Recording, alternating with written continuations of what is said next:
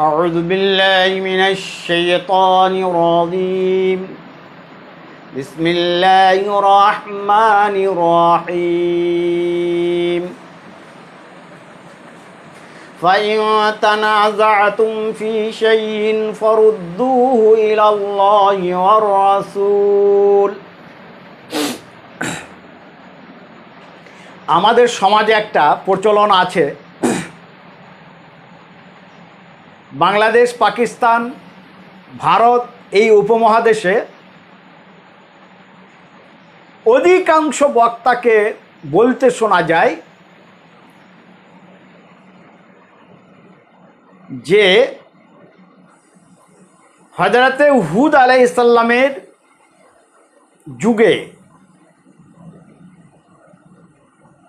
একজন দিনদার, পরেজগার, ধর্মভীরু মানুষকে পাঠানো হয়েছিল, একজন বাদশাকে পাঠানো হয়েছিল। তার নাম হচ্ছে কি?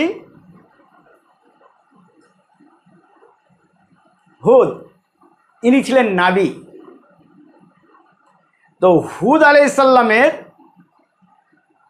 যুগে একজন বাদশা ছিল, তার নাম ছিল সাদ্দাদ। তো হুদ আলাইহিস সালাম যখন তাকে তাবলিগ করে কোরআন হাদিসের কথা বলে, মানে তখনকার যে কোরআন হাদিস ছিল, সেই নবীর যে ফর্মুলা ছিল, তখন যে আল্লাহ রাব্বুল আলামিনের অর্ডার ছিল, সেগুলো যখন হুদ আলাইহিস সালাম বললেন, তখন কিন্তু সাদ্দাদ মানল না।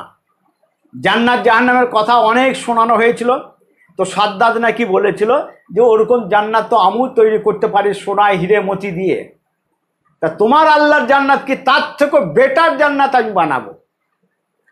তো সাদ্দাদ কি করেছিল?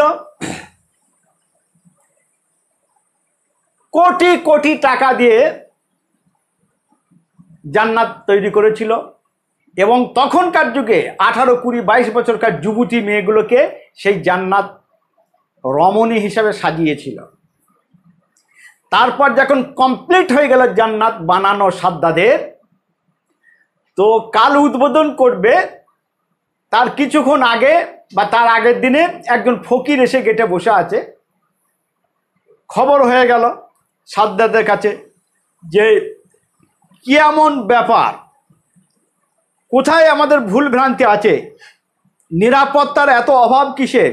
একটা ফকির এসে এই জান্নাতের গেটে বসে আছে। তখন সাদ্দাদ এলো, আসার পর তখন সে ফকির বলছে, আমি ফকির নয়, আমি হচ্ছি মালাকুল মউত। তো একটা পা জান্নাতের ভিতরে আছে, একটা পা জান্নাতের বাইরে আছে, মানে নকল জান্নাত। এই গল্পটা, এই কাহিনীটা আমি ছোট থেকেই শুনে আসছি। কোরআন হাদিসে থাকা তো বহু দূরের কথা, হযরত আদম আলাইহিস সালাম থেকে নিয়ে হযরতে মুহাম্মদ মুস্তাফা সাল্লাল্লাহু আলাইহি সাল্লাম পর্যন্ত কোনো নবী এবং রাসূলের ইতিহাসে এটা পাওয়া যায় না, কাহিনী হিসাবেও এটা পাওয়া যায় না। এটা এলো কি করে, এটা আমি বুঝতে পারছি না কি করে এলো। তার মানে আমাদের ভারতবর্ষের বুকে, পাকিস্তানের বুকে, বাংলাদেশের বুকে 100টা বক্তার মধ্যে 95টা বক্তা মিথ্যা কথা বলে। এরা হাদিস কোরআন গবেষণা করতে জানে না, সেই বিদ্যা বুদ্ধিদের নেই। কোনোরকম টেনে টুনে হয়তো পাশ করে এসছে, তার মধ্যে 50 থেকে 60% বক্তা তো মৌলানাই নয়, এরা কোনো আলেম ওলামা মুহাদ্দিস কিচ্ছু নয়। লোকের দেখে দেখে শুনে শুনে কি হয়েছে, সব বক্তা হয়ে গেছে। যার কারণে এই সাদ্দাদের যে ইতিহাসটা, সাদ্দাদের যে জান্নাতের গল্পটা, এটা একটা কাহিনী, কোনো জায়গায় নেই, কোনো ইতিহাসে নেই, কোনো কোরআন এবং হাদিসে নেই, কোনো নবী এবং রাসূলের ইতিহাসে এটা পাওয়া যায় না কো। এটা কিভাবে আবিষ্কার হয়েছে আমার বুঝে আসছে না কো। অনেক বড় বড় বক্তাকে শোনা যায় এই জান্নাত, মানে সাদ্দাদের জান্নাতের কাহিনীটা। আমি আপনাদেরকে বলছি, এই ধরনের আজগবি গল্প কখনোই শুনবেন না। যদি কোনো বক্তা এগুলো আলোচনা করে, স্টেজের সঙ্গে সঙ্গে প্রতিবাদ করবেন। কেন প্রতিবাদ করবেন? আল্লাহ নবী জনাবে মুহাম্মদুর রাসূলুল্লাহ সাল্লাল্লাহু আলাইহি সাল্লাম বলেছেন, মান কাযাবা আলাইয়া মুতাআম্মিদান ফাকাদ মাকাদাহু মিনান নার, রাহুল বুখারী আও কামা ক্বালা আলাইহিস সালাতু ওয়াত তাসলিম। কোনো বক্তা, কোনো আলেম ওলামা, কোনো হাফেজ কারি, কোনো মুফতিস, কোনো আল্লামা, কোনো মুহাদ্দিস, কোনো মুফাসসির যদি আল্লাহর নবীর নাম নিয়ে কোনো হাদিস বর্ণনা করে, আর সেই হাদিসটা যদি আমাদের নবীজির না হয়, সে নিজের ঠিকানা, নিজের গন্তব্যস্থান জাহান্নামে বানিয়ে নিল। তাহলে আমরা বুঝতে পারলাম কঠোরভাবে আল্লাহর নবী নিষেধ করেছে যে এমন কোনো কথা তোমরা বলবে না যেটা আমার কথা নয়, যেটা আমি বলি নাই, যেটা আমি বলতে বলিনি। তো এই সাদ্দাদের যে ইতিহাস, সাদ্দাদের যে কাহিনী, যে সমস্ত বক্তারা বলছে, আমি সেই সমস্ত বক্তাদেরকে বলতে চাচ্ছি, সেই সমস্ত আলেম ওলামাদেরকে বলছি যে আপনারা যখনই কোনো কথাবার্তা বলবেন কোরআন এবং হাদিসে, তার পিছনে গবেষণা করবেন। যদি আপনার জ্ঞানের বাইরে হয়, আপনি এ কথা বলবেন না। আপনার ঊর্ধ্বে যারা আছে তাদের সাথে পরামর্শ করে সেটা আপনি কি করবেন, সমাজে প্রচার করবেন, বলবেন। কারণ যদি না করেন আপনি নিজেও পথভ্রষ্ট হবেন, আর যারা আপনার কথা শুনবে তারাও পথভ্রষ্ট হবে, যেহেতু তারা সাধারণ মানুষ। ঠিক অনুরূপভাবে আরও কিছু বক্তাকে বলতে শোনা যায়, দেখবেন যে আল্লাহ নবী জনাবে মুহাম্মদুর রাসূলুল্লাহ সাল্লাল্লাহু আলাইহি সাল্লাম কোনো এক রাস্তা দিয়ে প্রতিদিন হেঁটে যেতেন। একজন বুড়ি মানুষে কি করত, নবীজি যে রাস্তা দিয়ে হেঁটে যেতেন সেই রাস্তাতে কাঁটা বিছিয়ে দিতেন। তো আল্লাহ নবী কি করতেন, সেই কাঁটাগুলোকে তুলে তুলে ফেলে দিত। এটা দেখবেন বহুল প্রচার আছে সমাজে, বহু মৌলানা, বহু মুফতিকে দেখা যাচ্ছে এই সমস্ত আজগুবি বক্তব্যগুলো, আজগুবি লেকচারগুলো মানুষকে বলছে এবং গাল ফোলা বক্তব্য দিচ্ছে, সমাজে বাহাবা করছে।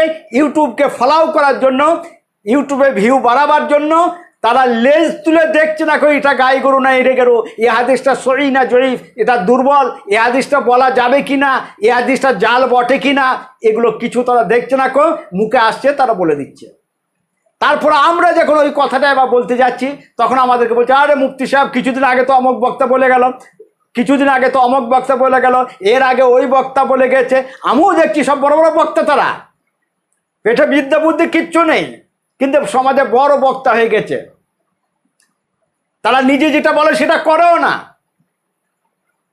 আবার একটা হাদিস দেখবেন, তারা বলে যে আল্লাহ নবী জনাবে মুহাম্মদুর রাসূলুল্লাহ সাল্লাল্লাহু আলাইহি সাল্লাম ঈদের দিনে ঈদের ময়দানে যাচ্ছেন, বাড়ি থেকে বেরিয়েছেন। পথিমধ্যে একটা বাচ্চা শিশু কান্নাকাটি করছে।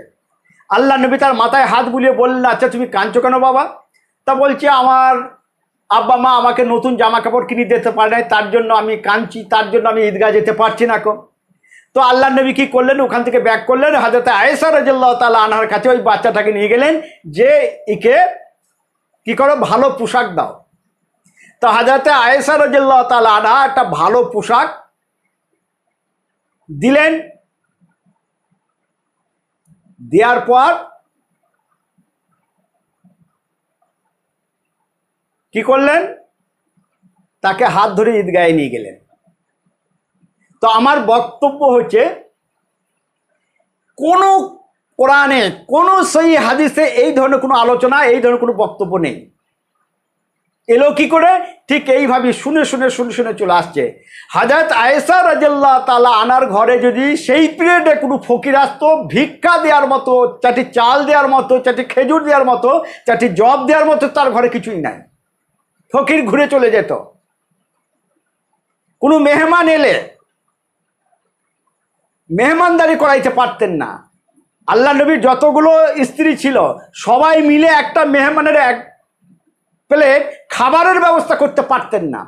আল্লাহ নবী দুঃখ করে বলতেন যে আমার কাছে একটা মেহমান এসে তোমরা সবাই মিলে কি একটু মেহমানদারি করাইতে পারবে না?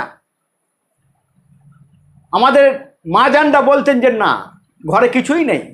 তাহলে যাদের ঘরে ভিক্ষা দেওয়ার মতো কোনো পয়সা নেই, টাকা নাই, চাল নাই, ডাল নাই, তারা কি করে নতুন পোশাক ওই বাচ্চাটাকে দিতে পারে? এই ধরনের আজগুবি আজগুবি বক্তব্যগুলো শুনে নিজেদের নাম নেওয়ার জন্য, সমাজকে গরম করার জন্য, মজলিসকে গরম করার জন্য তারা কি করে, এই জাল হাদিসগুলোকে তারা বর্ণনা করে। আমি আপনাদেরকে বলে রাখছি, এই ধরনের যত রকম জাল হাদিস আছে, জয়ীফ দুর্বল হাদিস আছে, যে সমস্ত বক্তারা বলবে সমাজে, সেখানেই আপনারা কি করবেন, তার প্রতিবাদ করবেন যে না, এগুলো কোনো হাদিস কোরআন নাই, আপনারা কেন বলছেন? এই করতে করতে দেখবেন আস্তে আস্তে এই সমস্ত কুসংস্কার, এই সমস্ত জাল দুর্বল হাদিসগুলো আমাদের সমাজ থেকে চলে যাবে।